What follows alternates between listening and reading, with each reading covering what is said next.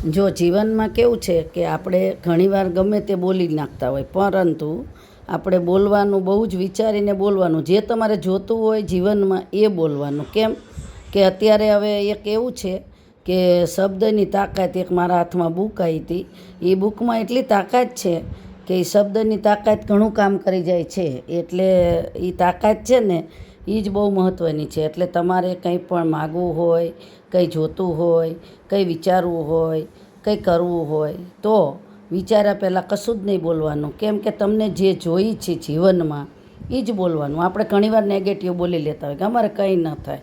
શું કામ એવું કહેવાનું ભાઈ? આપણે બધું થાય, મસ્ત થાય, કે આપણે જેથી કરી અને આપણે બેસ્ટ રીતે આપણી વસ્તુ અને આપણે ત્યાં સુધી પહોંચી શકવી એવી જ રીતે આપણે માગણી કરવાની. એટલે મેં એક બુકમાં એવું વાંચ્યું હતું કે શબ્દની તાકાત. એટલે શબ્દની તાકાતનો મીન્સ કે કહેવાનો મતલબ એ જ છે કે આપણે જોતું હોય એ જ માગવાનું.